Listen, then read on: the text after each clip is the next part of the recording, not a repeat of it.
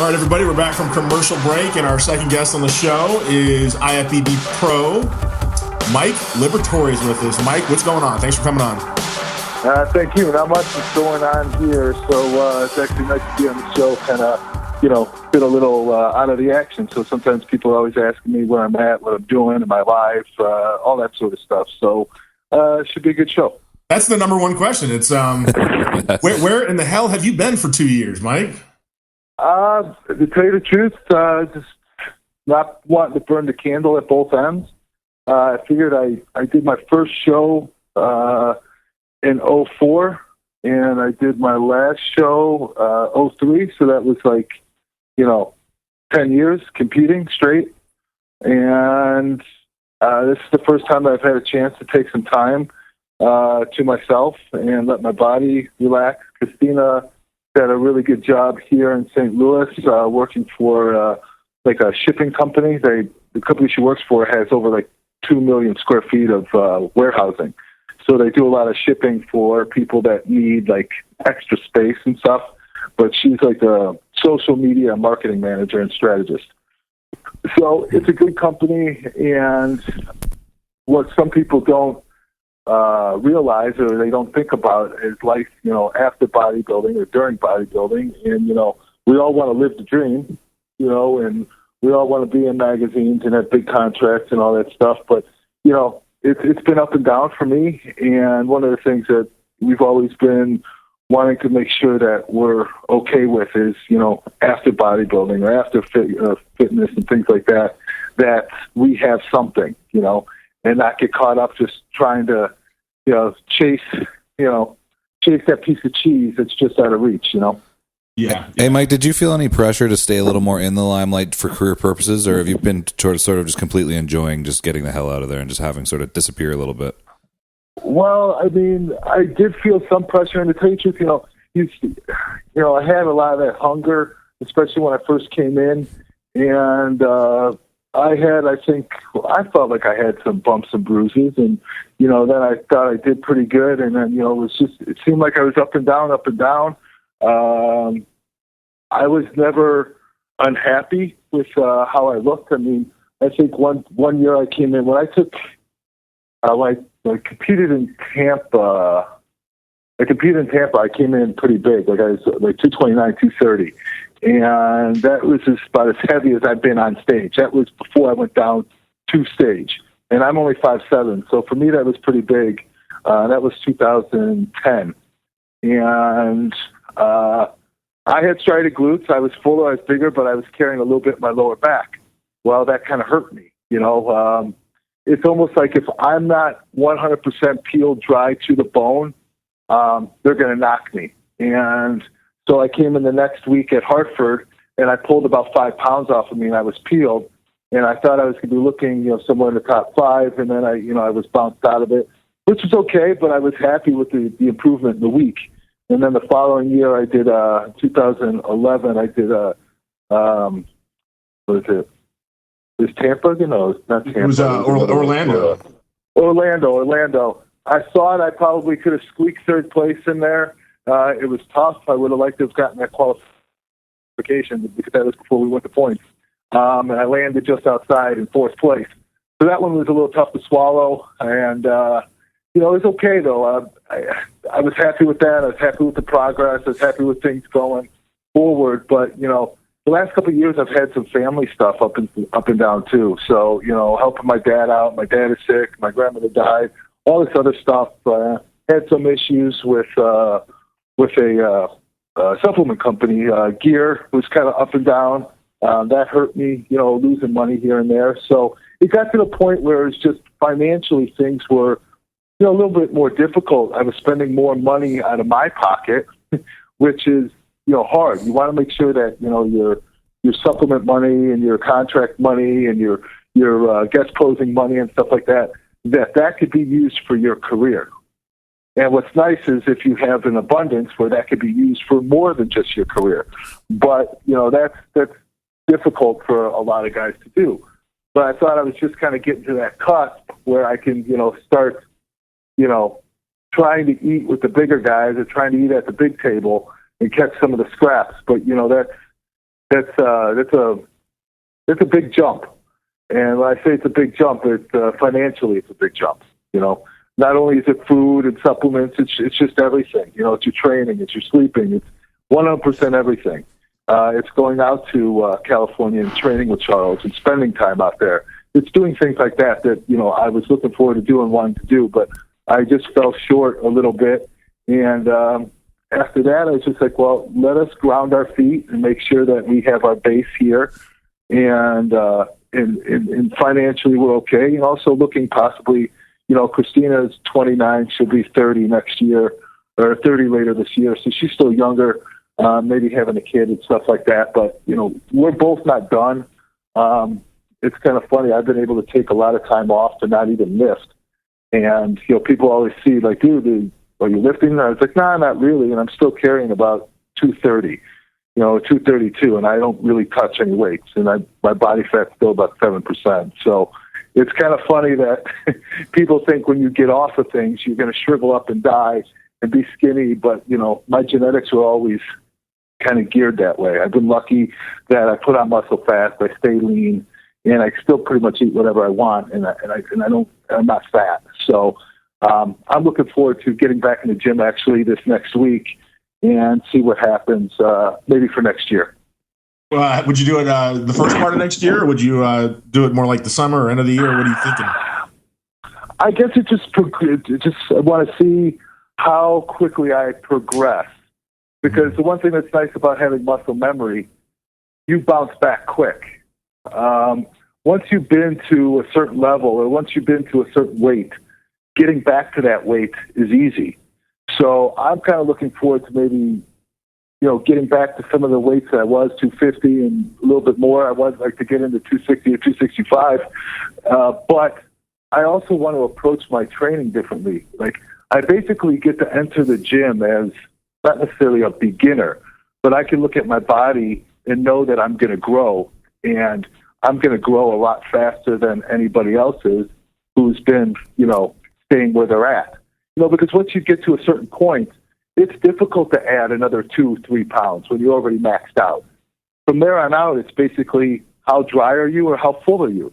It's like when Dexter's 230. No, he's just a little fuller. Oh, Dexter's, he's razor sharp. Well, he's just a little drier. His weight still stays about the same. And he's made some incredible improvements, I think, even the last few years, in maintaining his size over the time in that condition. That, once you're already that big, you can't continue to get bigger. So when I approached the gym this time, I could approach the areas that maybe I didn't like to train as much when I was younger that I should have, or I could hit my back a little differently. I could be smarter and be more methodical with my training because I'm going to grow. I don't have to go into the gym and worry about training my arms so that they're going to be 20-some inches. They're already like that. They're going to grow, and they're going to be like that. What I need to look at is, okay, I need to do this to my back and not worry about doing this or that I already know will just fill in on its own. So I'm kind of excited about the possibilities of training and being smarter, being older, and knowing that because I'll have that muscle memory and because my body's had that time off, I should have a pretty decent progression, and hopefully I can get my physique where I want it and where I've kind of wanted to see it go. And Mike, is there any weak points? Like, are you sort of referring to building a slightly more balanced look, or sort of correcting some weak points from the beginning? This point, is that kind of what you mean? Yeah, I think I definitely approach my weak points first and foremost. It's not that I didn't like training, my chest or training my back. I mean, those were probably what people would say is one of my, areas that I would need more development. For me, it's harder having wider shoulders and shorter arms. I don't have the range of motion a lot of times to get that stretch or that squeeze, especially in back. Having strong forearms and strong arms. When I was younger, I think a lot of my training was taken over by not concentrating enough.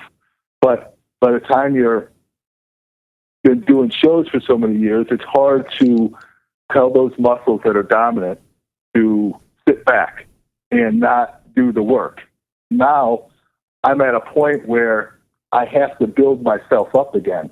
so I could approach the areas that are what was my weak points or what I feel are my weak points and hit those as if they were like I was brand new.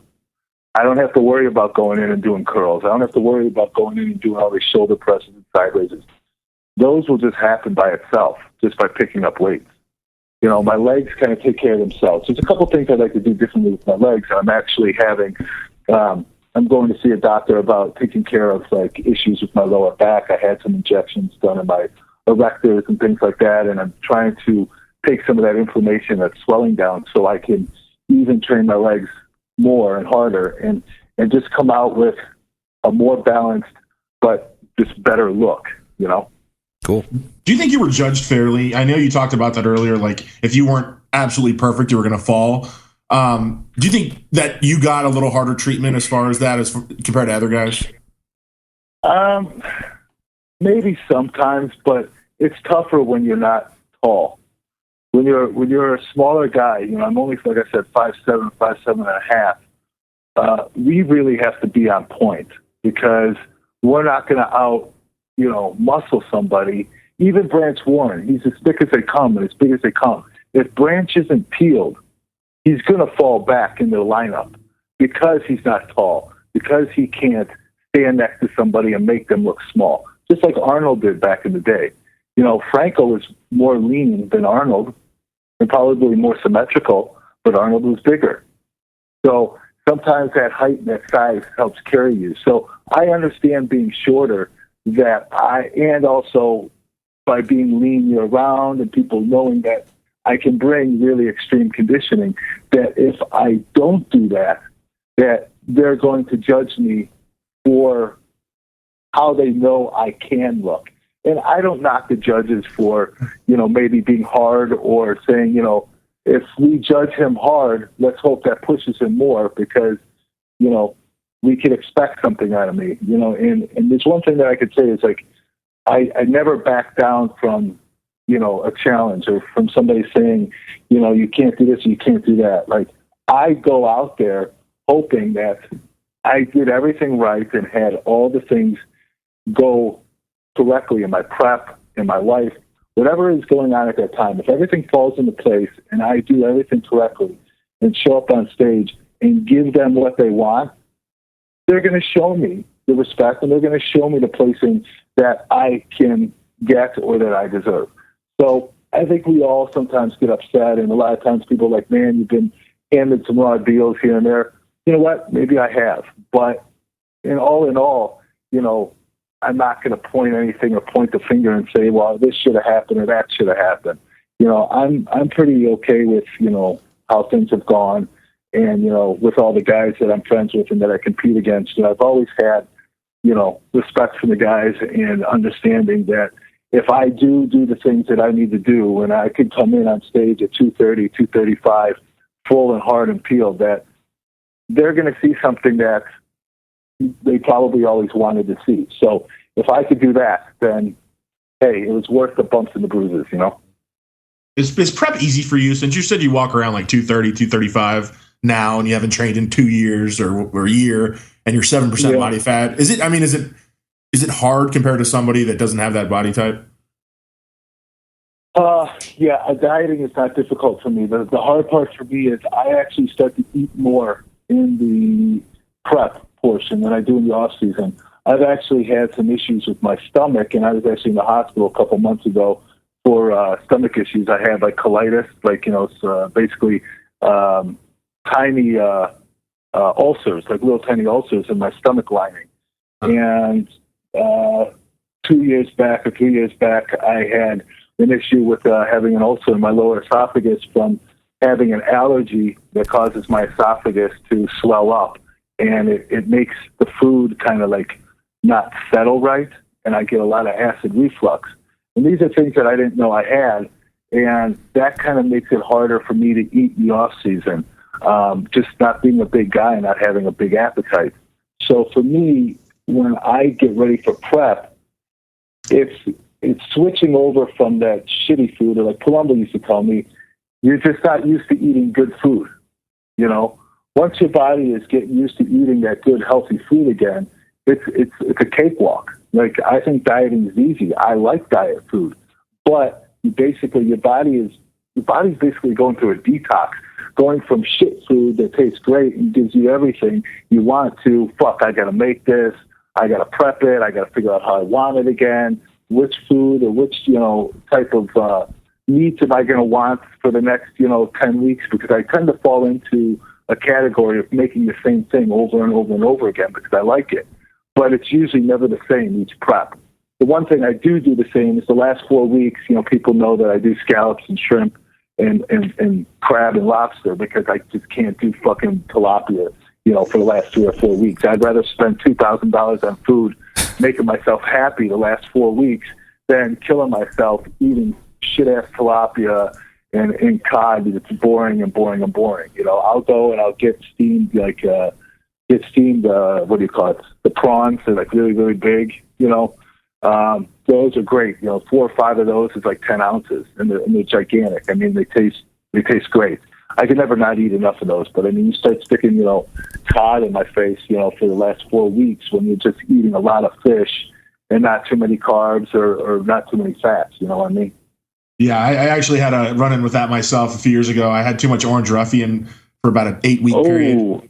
Yeah. Yeah, that can get your stomach going pretty good too. And you get leaky oil orange ass. Oh yeah, I don't recommend that. Yeah, and that's what I get for that's what I get for watching Jay Cutler videos. He used to buy Costco out of that shit. I remember he'd go there and just have a whole shopping cart full of Orange Ruffy. Wow. Yeah. Hey man, let's rewind a little bit. Let's talk about I think, well, I don't want to call it the glory days, but the last time the NPC, in my opinion, was really exciting is when you were competing. And I want to know, we had some good guys. We had some great guys, great competitors. I don't know what it is. I think the NPC is a machine, and it's turned into, Jim Mannion's vision of what he did from the AAU coming into the NPC and where it is now. It's like, it's incredible. The amount of athletes, the different types of athletes. But the last year that I competed in 2008 as an NPC athlete, that was the last year before we really had the big boom in having all these pro cards going out. Like, they only handed out at nationals, 1 pro card per division, okay, for guys. And then at the North Americans, you had the 1 overall winner. At USA's, there was 2. So, you're only maybe having 9, 10 guys turn pro? Yeah. And even the bottom guys, the bantamweights and those guys didn't have a place to go yet. So, would you say you're a fan of it or no? I think I'm not a fan of what it is now, but you can't stop a machine. You can't stop a corporation and how things are. So I understand that point. But I think it's just nowadays, I think the year that I turned pro and maybe the next year or maybe 1 more, that was like the end of the pro card. Like, I don't want to say it's not special, but how many people can you go into a gym now and there's somebody's a pro? It's generally not a guy, unless it's a physique guy, of course. That's not a big deal. There's like 20 girls in the bathroom that just turned pro. And it's like, they don't even know what a pro card is, and to me, it's like, it's a loss of, I think, I always looked at the people that came before me and studied them and respected them, and they're the reasons why I'm here today. And even with Jim Mannion and everything that he's done, like, the people don't know the groundwork that's been done. Like, there have been jokes about before you get a pro card that you should have to fill out an answer form and make sure that you can answer questions and know who people are in the NPC, the IFBB, and where it came from and why it is what it is. Like getting a green card. Yeah, it's almost like taking an oath and becoming a U.S. citizen, or something like that.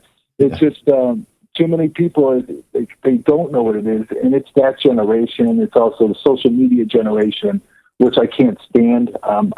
It's hard for me on social media. Not that I don't want to talk to people or see what's going on, but I just don't understand telling people why I need to take a shit or why I'm, going here or going there. It's different now if I'm going to an event or if you're obviously promoting something there's information to be given out, but, my life is not much different than anybody else. It's just when I pick up weights, it's a little easier for me than most. That's it. I try to tell people, keep things simple. Don't always think that there's, got to be a trick, because it's not a trick.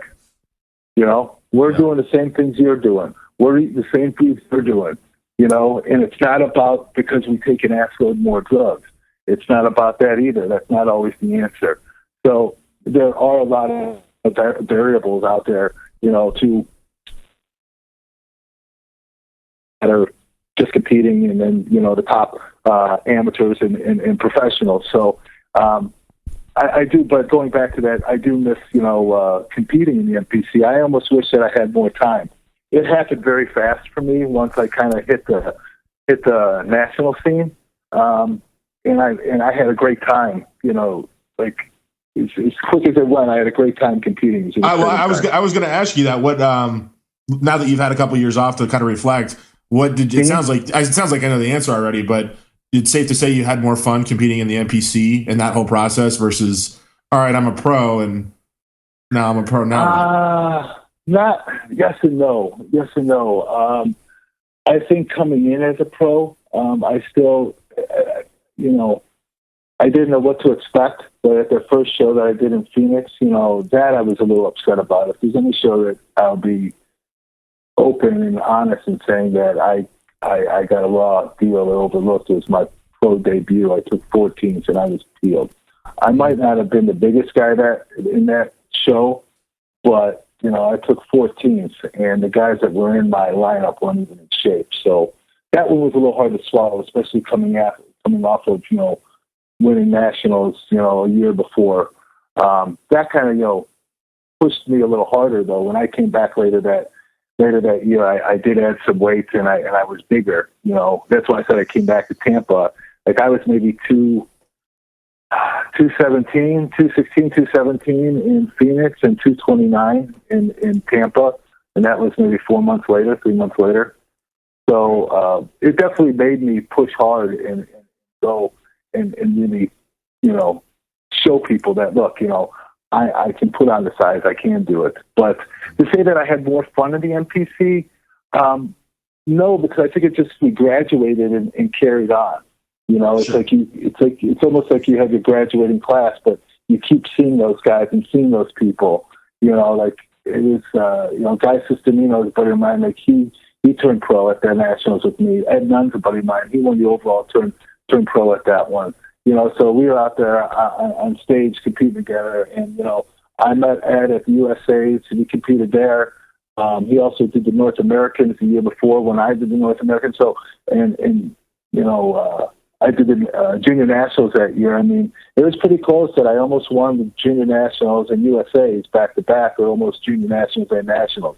I won my class, and it was close on the overall at juniors, and it close for the overall at the USA between me and Curry that year. So I think I had a lot of fun, like, picking up some speed and that, like, where did this guy come from?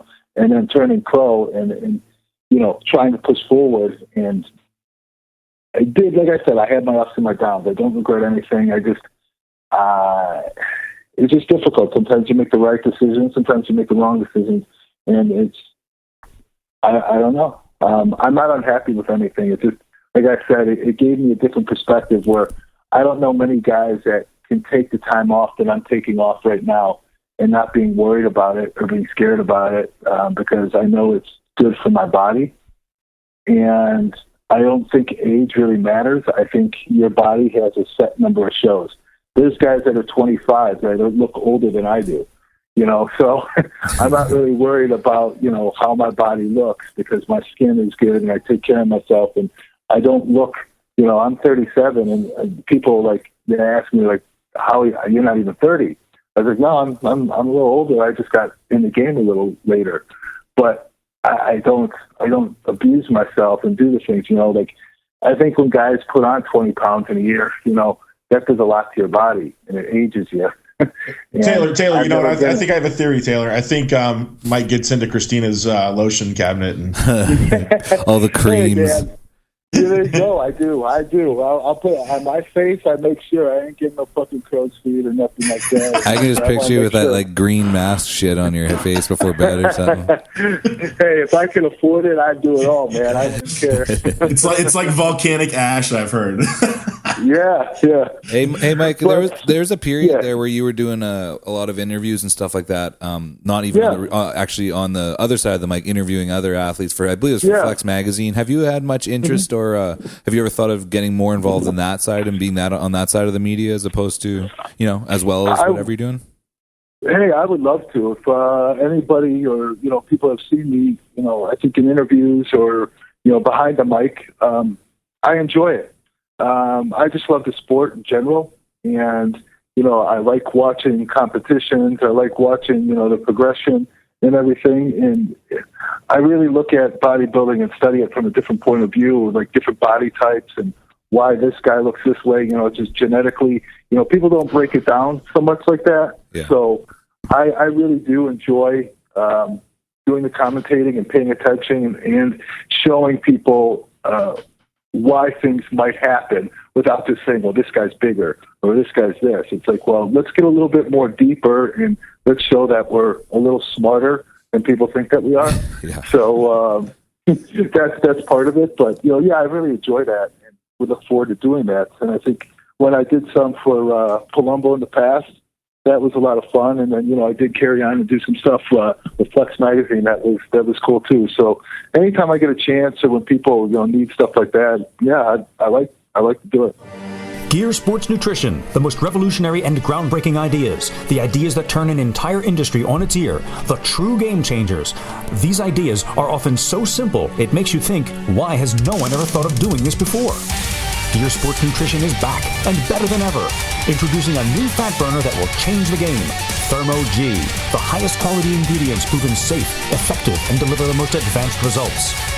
Visit Gear Sports Nutrition at their new home, www.gearsportsnutrition.com, and be a part of the revolution. Gear Sports Nutrition and Project Bodybuilding. It just makes sense.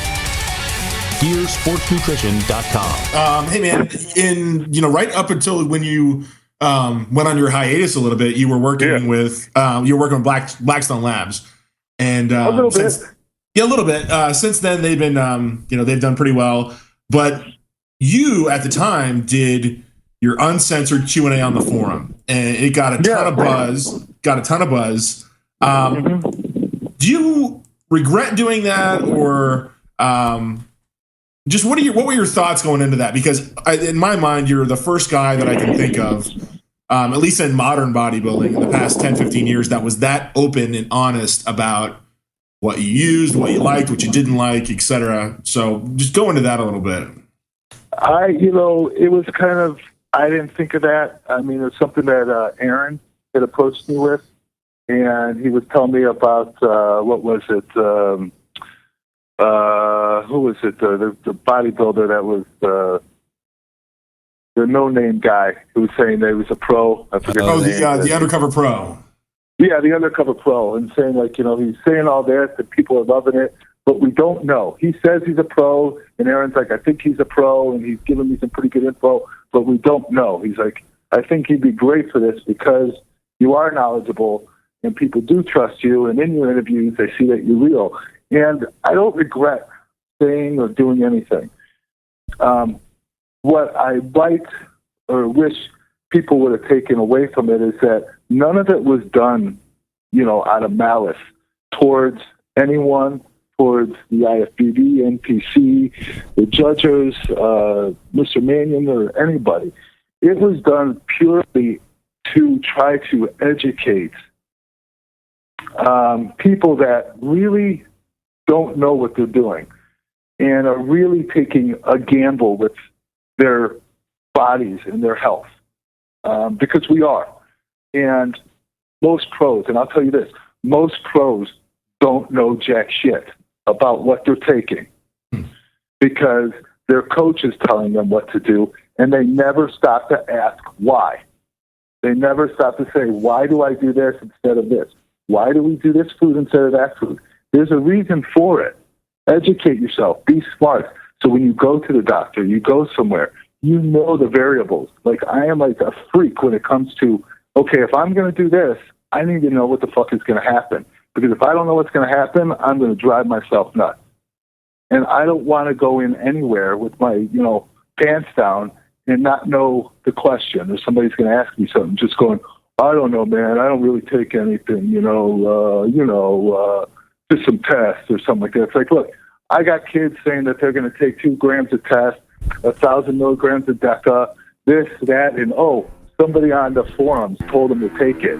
I'm like, wait a minute. I was like, you're 19 years old. What the hell are you doing? I don't even take that. Maybe you should have a gym membership for a year before you worry about that shit. And that's what I'm saying. It's just like, I want people to know that it's not all about drugs, okay? The guys that are pros for a reason. They're genetically gifted. Whether or not some want to say that they're not and they work harder and they had to work this or that, bullshit. They did have to work hard, but still they had the genetics to take them to the next level and be a professional. That puts you in a 1% of 1%, It's not easy to get there and to build that muscle. If it was that easy, all the guys that are doing men's physique would be bodybuilders, because those are guys that just can't get big enough. Yeah.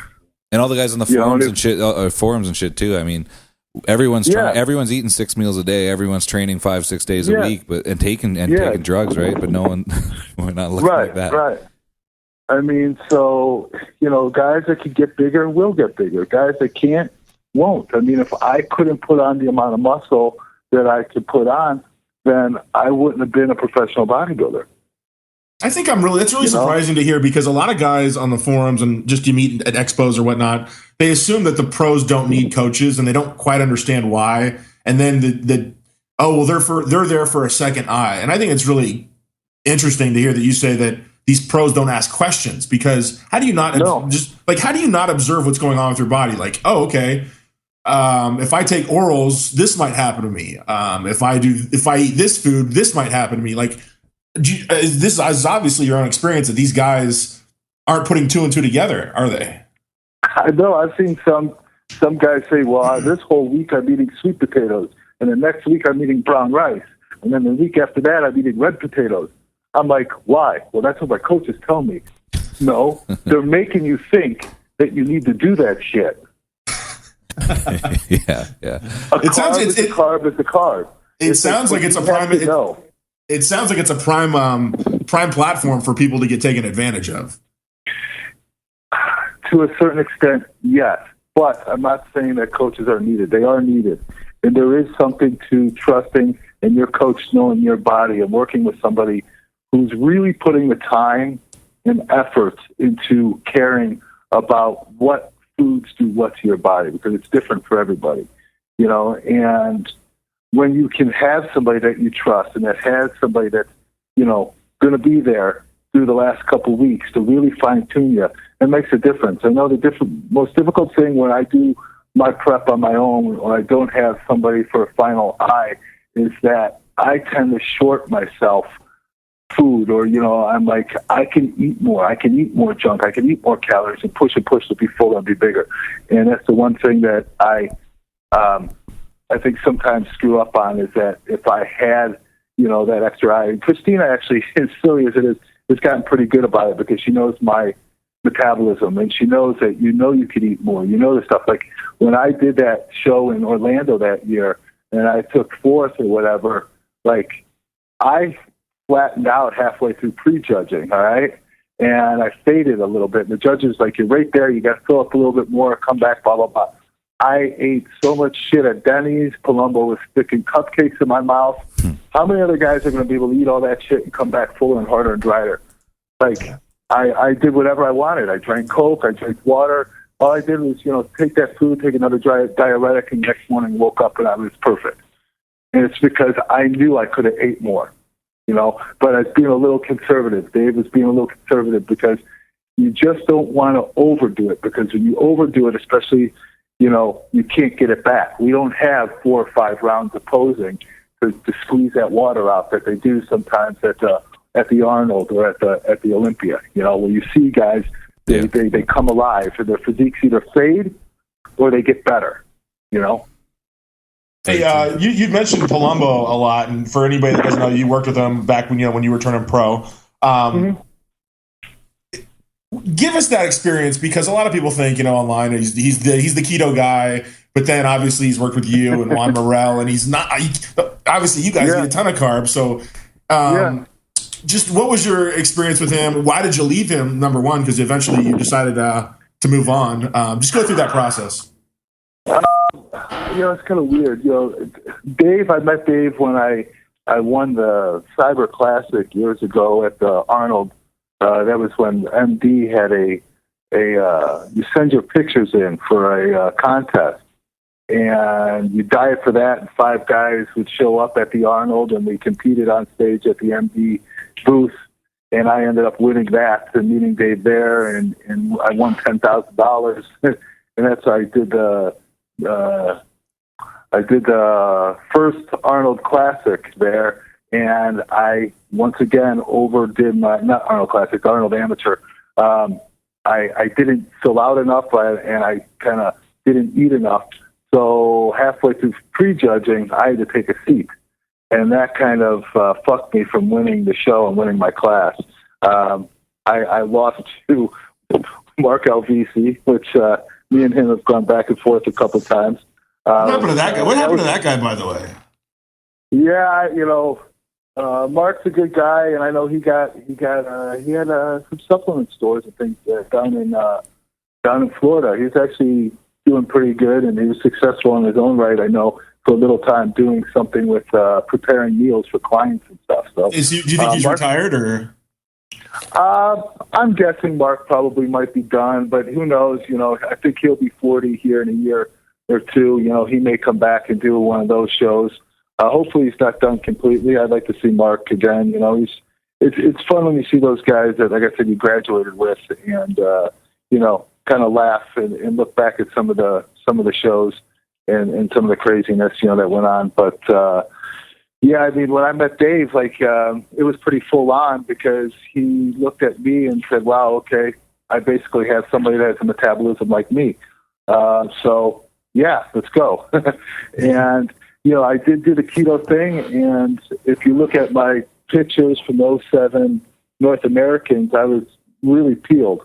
And I did a full keto diet that time, and I did keto the next year. But what I figured out is you can't keto for long periods of time. And I was new to everything, and I was learning. Because if you look at my pictures, when I won at Junior Nationals, I looked good. 5 weeks later at the USAs, I looked great. But at the end of the year, when I won at Nationals, I was not happy with the way that I looked. I was flat. I was smaller. And that was because you can't keto for that many months. Unfortunately, I think keto for long periods of time slows down your metabolism and requires you to use way too much T3. So that made it very difficult for me to lose weight after I had, about 5 weeks before I had to start dieting between the USAs and the Nationals. So Mark actually probably could have beat me at that show because he was fuller and bigger, but he spilled over, thinking that I was going to be bigger, and I was smaller because I dieted most of my muscle away. And I kind of tease him and say, "Hey, bro, I would have let you beat me at that show. You won the USAs in the overall. That's what I was hoping to get. 3 months earlier when Curry beat me by a point." So it's just one of those things that I learned that hey, keto's great, but I like to use keto for short periods of time. I can carb diet the entire time through, but if I actually keto I get into ketosis in about a half a day. So within, 2 or 3 days of me doing keto, that lack of carbs, the water comes off of me, and it just it changes my physique overnight. So there was even a short time, when I was getting ready for those shows for Tampa and for Hartford that year, in 2010, when I put on weight, the last 3 weeks, I had to do 2 days of keto, then a full carb day. 2 days of keto, then a full carb day. And every time I do 2 days of keto, I would dry out, and my skin would get more like cellophane, every time. And I'd eat those carbs and fill up and get big. So I really like the way that worked for me. But I don't think there's a better way of drying yourself out than, using a short period of keto. And even with clients, I tend to do that towards the end. But I never fully take carbs away for long periods of time, because if you're going to carb load somebody, especially a guy, because I don't think women need a lot of carbs personally. I think fats work really well for them, depending on their metabolism. But most women's metabolisms are not that good, and they blow up anyhow. So it's safer to use very little carbs and high fats. But for a guy who's been on keto for a little while, if you deprive him of carbs, his body may not know what to do with the carbs when you go to fill him up, because most people's bodies are very suspect, what they're doing to fill out. For me, I can keto, and just throw a bunch of carbs in, and I'm fine. Some people, their bodies just don't know what to do with it, and they go every which way but right, so the carbs don't work. The body's like spitting them out almost. You got to fat load them, then you got to try to slowly carb load them. So I think when you're doing a keto diet, the one thing that's key is to put some carbs in that every couple of days, because that won't throw you out of ketosis. Gotcha. Hey, well, if you compete in a year or so, like the plan hopefully goes perfect, who would you see as to be that coach you'd want to work with if you had a guess right now? Man, that's a tough one. I don't know. I really don't know. Yeah, I don't know. I mean, who do you guys like out there right now? Taylor loves George Farah. No, I'm kidding. I think there's I think there's a lot of good guys coming up that aren't like the big name like George Farah. We got guys like John Meadows, Shelby Starnes, all those kind of little more. I don't want to say underground because they're well known now, but those guys seem to offer just as much, if not more, attention, but sort of for a little lower price point. And there's a little less ego and sort of drama bullshit involved, but. There's lots of guys, lots of good ones out, but lots of shitty ones out too, I guess, right? I guess you see that all the time. Yeah, it's, for me it'd be tough, because I really, I like Dave and would be willing to work, with Dave, but Dave is always hard to get him 100% full attention, where I'm the main priority. Yeah. Where I'm going to be, he wants to unveil, hey, we're going to do this and we're going to do this right, because, Dave's a busy guy, and I realize that. So I think that was always probably one of the most difficult things. But Dave always knew that I did well on my own. But, we communicated, very well together. But, I think I would want to make sure that if whoever I'm using really understands that my metabolism is not like, when people say I have a fast metabolism, it's like I have a fast metabolism. Yeah. So I've had that for years. People are like, oh, wait until you turn this age and it's going to slow down. Wait until you turn this age, it's going to slow down. And it just keeps getting worse, and then, of course, you start throwing more muscle back into it. It's only going to speed up more. So, my biggest concern would be like, to say, okay, like, we're going to feed you. We're going to grow into the show, almost like what Kevin Levrone used to do. I'm at a point where I'm down weight.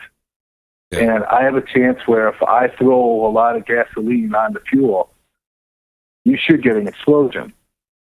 If done correctly.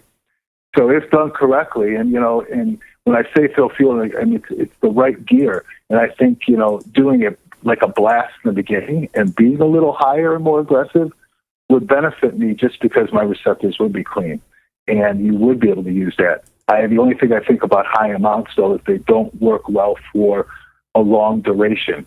Once you hit a peak weight, it's better to back off and let your body kind of regulate and hold that weight until you come back again and kind of splash and mix things up again. I think too many guys, like if they're taking a high amount, they feel like they have to sustain that for long periods of time. And it's like all you're doing is getting, more negatives than positives. You have to find the point of no return where you're getting the positives and you're not getting that many negatives. But, if you're taking a high amount and you're not gaining weight, what's the point? You're wasting your money and you're putting your body under a lot of stress. So I think the biggest thing is that I need is a lot of communication. And I tell clients that I work with, you have to tell me how you're feeling, what's going on in your head that day. Because if you're not feeling 100% and you're not feeling this, I can't tell you to go push yourself, the way that I may want to push you today. You may have to say, Coach, man, I'm dying, I'm hurting, I didn't sleep, I haven't blah, blah, blah. All right, take the day. That's okay. But if express that, or the coach doesn't want to hear what's going on inside me and inside my head, I have a hard time working with somebody, because I know my body, and I know what's going on, and I'm smart enough to say that, I know how to do this, but I'm trusting you to basically let me relax and you take the reins, because, you're steering the ship and I don't have to think. And that's the nice thing, Yeah. The stress relief. Yes. 100%. This is kind of like a good segue, because, we talked about the internet a little bit, and most people these days find their coach on the internet, and they're doing prepping and the coach is, in some other city and the client's in some other city, and it's all through. Do you think, just listening to you, and like, if I were to just guess what, if I were to guess what you need, it almost sounds like you need somebody that's in St. Louis to maybe be there. Or somebody that I could go and visit and see every couple of weeks, or they could come in, just for a weekend and be pretty hands-on. I think I could do a lot for myself. I'm good friends with Mel Chansey too, and it's unfortunate, me and Mel were lifting and training together, and then when Cristina and I moved down here, it kind of bummed me out, because Mel was helping me out a lot, and he's a good training partner, and Mel's a big guy, and he's there to make sure that I'm doing 110%. He's like, he's not competing anymore. He wasn't doing that. He wanted to make sure that I was taken care of, and that's the one thing I miss about training with Mel, and now he's down in Florida and stuff like that. So he was a great guy, because he understood what I needed to go through and where I need to be, and he could reach out to the right people. And even when he talked to Cutler about some things about what we should be doing and this and that, and some ideas, that was really cool too. And I miss being in Chicago a little bit, because my old training partner Anthony Tenuta, he was a big help also. I had some good guys up in Chicago, and there's a lot of guys coming out of there. Kevin Jordan's looking pretty scary. I don't know what's going on with his face. I think it's just, Kevin's always... You've seen the Skeletor face?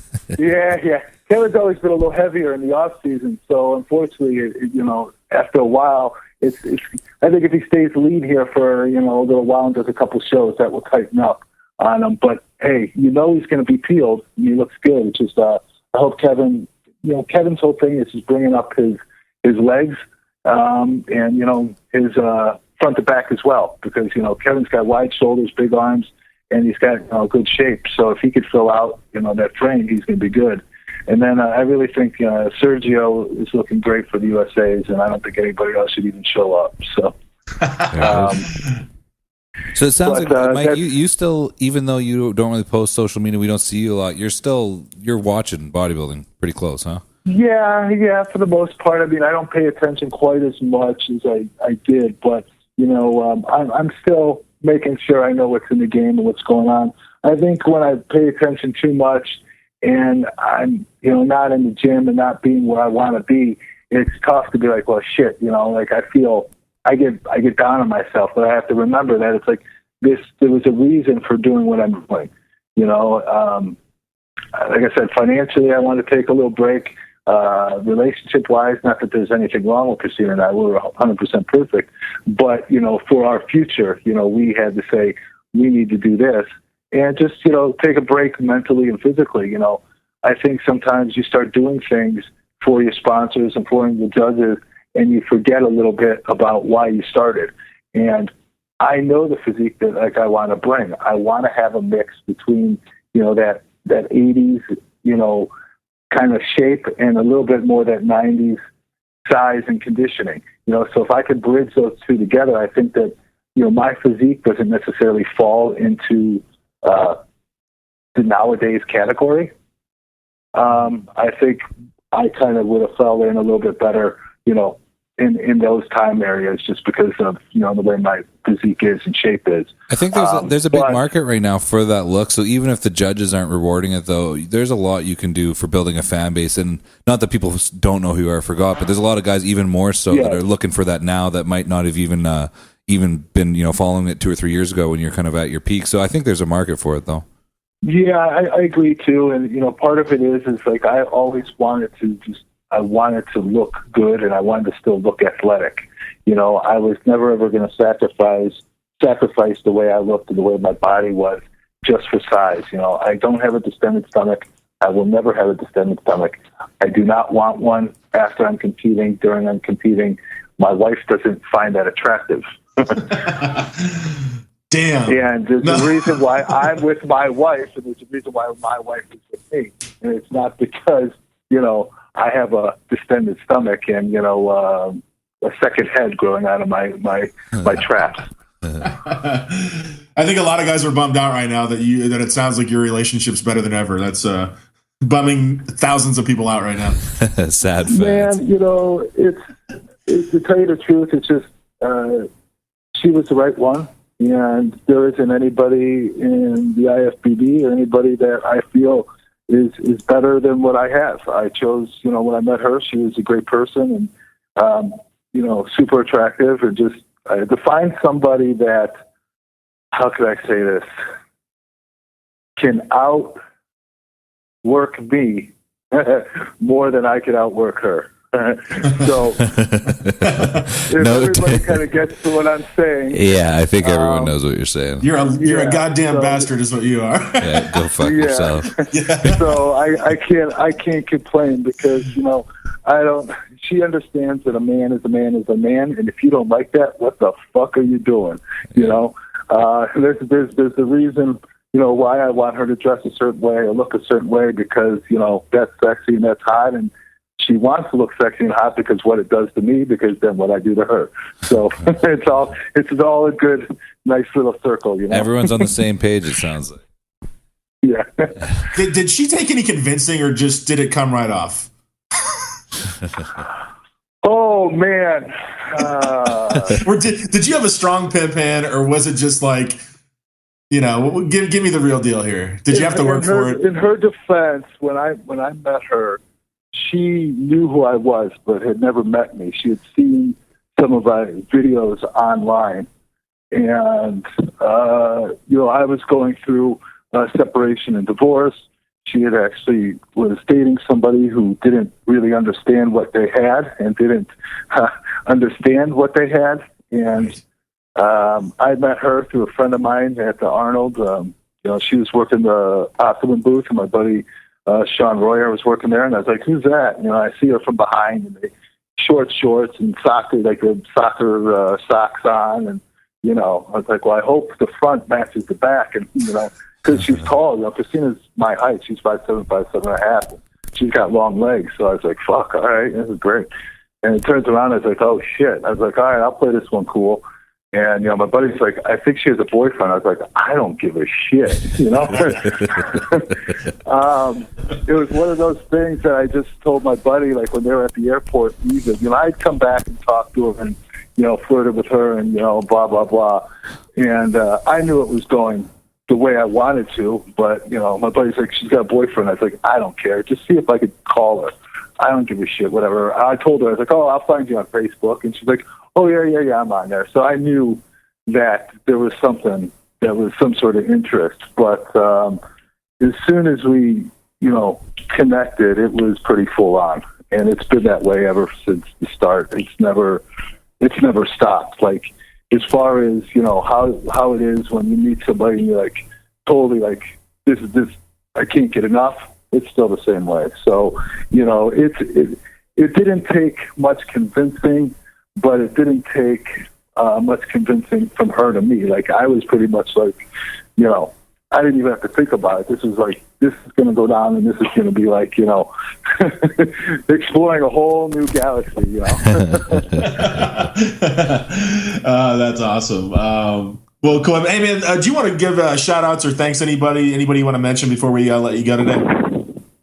No, I think I thank my wife enough, but, I can't thank her enough for, being there and helping through everything. And I don't know, the fans that are out there and people, I just want to let them know I'm okay.